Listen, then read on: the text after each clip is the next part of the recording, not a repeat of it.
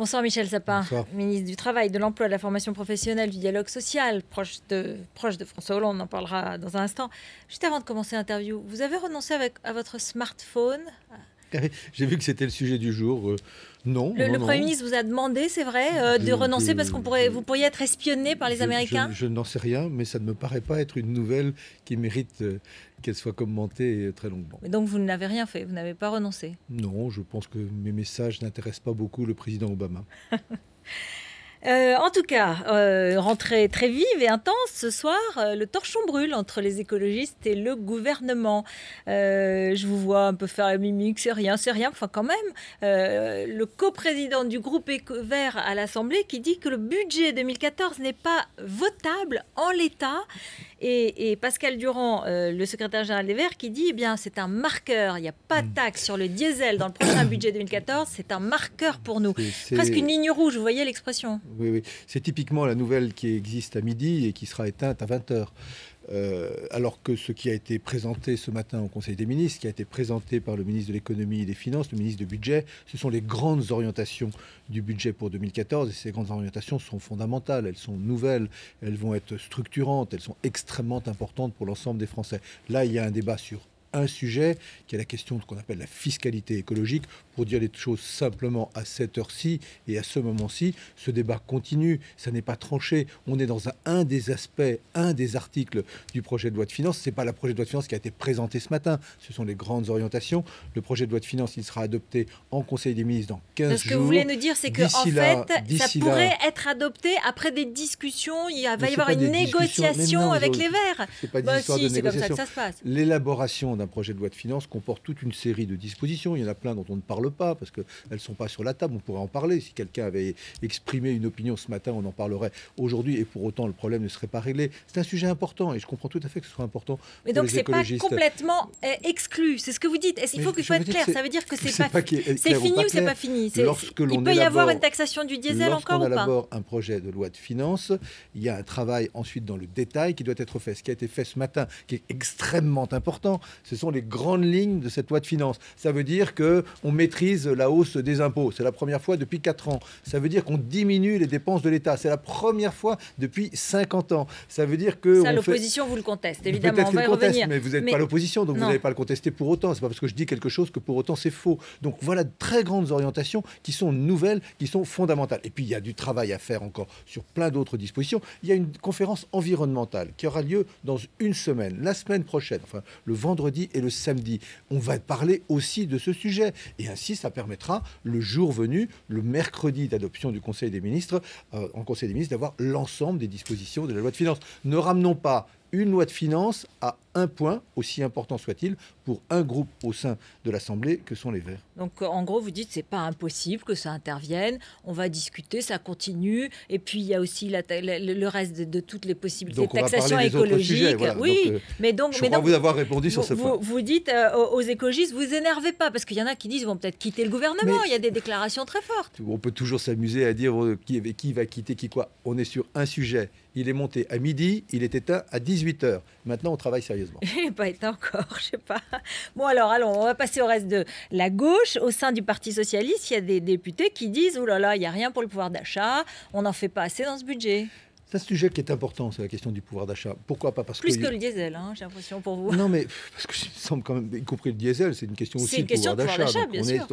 Donc, qu'est-ce que ça veut dire pour les Français? Est-ce que leur situation, je ne parle pas de ceux qui sont au chômage, celle-là, il faut se battre pour que leur situation s'améliore, mais ceux qui sont dans un emploi, est-ce qu'eux, on pense un petit peu à eux, ou est-ce qu'on va leur demander encore un effort, alors que ça fait 3 ans, 4 ans que les gouvernements successifs, mais nous, de manière plus juste, mais enfin, avant la droite, demandent des efforts aux Français. Ce que nous disons, c'est premièrement que ces efforts ont payé, que c'est grâce à ces efforts de tous qu'aujourd'hui nous maîtrisons nos déficits et que nous inversons les déficits, et que là nous allons pouvoir continuer à diminuer ces déficits. Mais la deuxième chose, soyons attentifs à cela, parce que c'est le fond des choses, on peut s'attacher à la périphérie.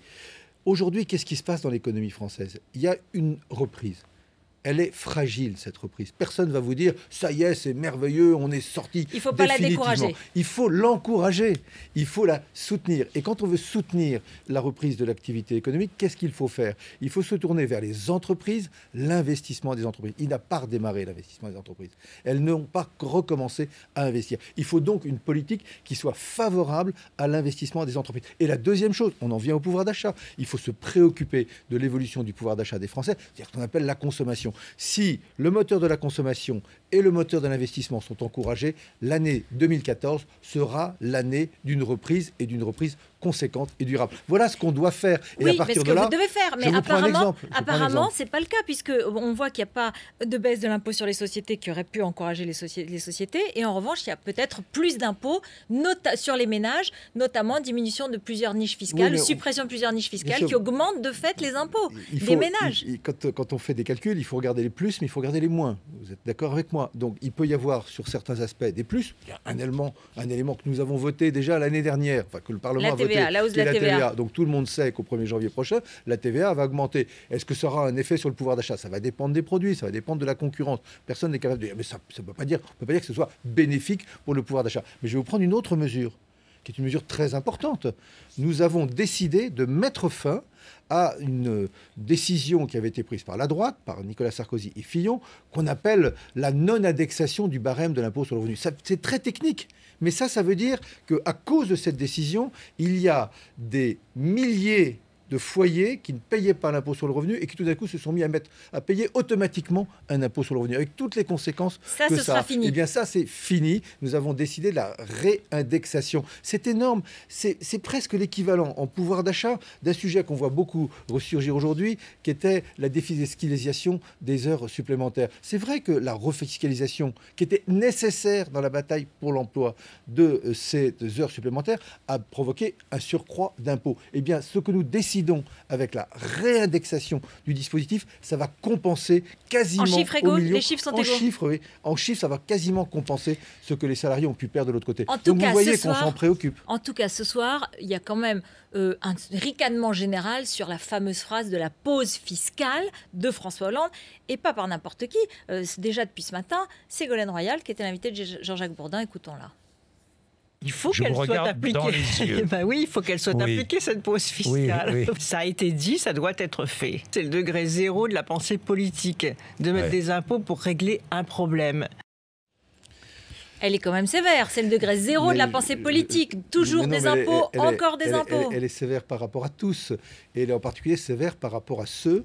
Je reviens un tout petit peu en arrière, même si moi je suis de ceux qui considèrent que puisque je suis là comme ministre, c'est moi qui suis responsable de la situation, en tous les cas en partie responsable de la situation. Et les Français me demandent à moi, ici, au gouvernement, aujourd'hui, de résoudre. Ça, c'est sûr. Oui, mais enfin, quand est-ce qu'on augmentait les impôts massivement sur les ménages, et en particulier les ménages les plus faibles? À quel moment ça a augmenté? La dernière année, Nicolas 2011. Sarkozy. C'est pas la dernière. 2012, de nouveau, ils en ont remis une couche dans des conditions massives. Oui, mais aujourd'hui, c'est la même chose, ça continue. 2013, c'était nous. Donc 2013, et ça continuera en 2014, malgré les promesses. 2014, écoutez, je ne veux pas faire des comparaisons, mais je m'intéresse beaucoup aux courbes en ce moment. Et donc la courbe du chômage, moi je souhaite que la courbe du chômage s'inverse. Elle va s'inverser. Ça veut dire qu'à un moment donné, elle est sur un plateau, c'est le cas aujourd'hui, et ensuite elle rebaisse. Eh bien, il faut la même chose. Il faut que la courbe des impôts... Elle est sur un plateau aujourd'hui? Non, oui, elle va augmenter. Non, regardez, il y a par exemple des niches fiscales. Je finis juste cette phrase et on reviendra bien entendu sur cette question. Mais je souhaite que, s'agissant des impôts, on appelle ça les prélèvements obligatoires, s'agissant des impôts qui ont beaucoup augmenté au cours des années dernières parce que ce n'était pas possible de faire autrement pour rétablir les finances de la France et rétablir notre souveraineté, eh bien, on soit à un moment de pause. 2014 sera une année globalement de pause dans l'augmentation des impôts. Et ensuite, il faut que ça s'inverse. Et ainsi, Ségolène Royal pourra trouver que nous sommes intelligents. Deux questions très brèves. La niche fiscale pour les familles, pour les élèves et les étudiants après le quotient familial, vous allez avoir des réactions des associations familiales. C'est une politique anti-famille. Non, pas forcément une politique anti-famille, parce que ce sont des dispositions qui profitent uniquement à certaines familles et pas à d'autres, et dans des conditions qui peuvent être considérées comme injustes. Et puis, il y a eu par ailleurs une réévaluation considérable des bourses accordées à l'ensemble des familles qui sont en situation difficile. Donc, quand on regarde une mesure, il faut toujours regarder quelle est la contrepartie de l'autre côté. Vous avez une mesure qui profitait plutôt à certains en France, et qui sont respectables, et qui peuvent être vous et moi. Les parents d'élèves de lycée et étudiants, il y en a quand même pas mal, vous et moi, alors que je pense que la priorité aujourd'hui, c'est de permettre à des familles qui ne peuvent pas accompagner leurs enfants dans leur éducation et à l'université de bénéficier de bourses qui sont plus élevées. C'est le cas. Donc disons au même moment que les bourses ont considérablement augmenté à la rentrée de 2013 et pour 2014. Comme ça, on aura un propos équilibré sur cette mesure. À l'instant, Matignon apparemment confirmerait les propos de Philippe Martin, c'est-à-dire qu'on ne toucherait pas au diesel et qu'on ne taxerait pas donc le diesel. C'est ce qu'on me dit à l'instant. Comme je vous le disais, une mesure, une nouvelle à midi est éteinte maintenant. Donc on ne taxera pas le diesel. Donc ça mécontente les écologistes. Ça mécontentera les écologistes. Le chômage, c'est votre affaire. La situation s'est aggravée au deuxième trimestre avec la disparition de près de 35 000 postes dans le secteur marchand. L'inversion de la courbe du chômage ne viendra pas des entreprises privées. Ça, c'est clair et net. C'est en tout cas ce que disent les analystes aujourd'hui. Mais c'est une banalité, pardon, de dire ça ainsi, parce que ce sont des analystes qui donc sont tout à fait ce sont les emplois aidés qui feront inverser la courbe du chômage. C'est une banalité, tout ça, c'est des banalités. Donc juste, disons les choses telles qu'elles sont. Aujourd'hui, nous avons une France qui sort tout juste de la récession.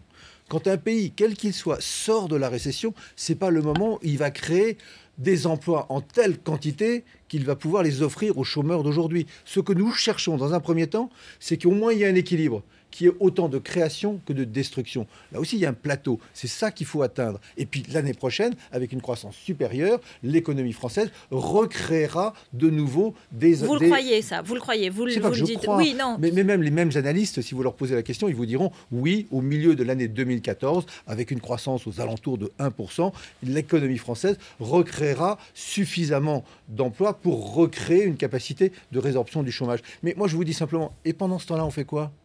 Je regarde le fleuve du chômage et je compte les chômeurs chaque mois en me lamentant. Non, on agit par des politiques. On appelle ça emploi aidé. Enfin, c'est quand même pas quelque chose de si épouvantable, un emploi aidé. Vous avez déjà invité ici un jeune en emploi d'avenir? Invitez-en un jeune.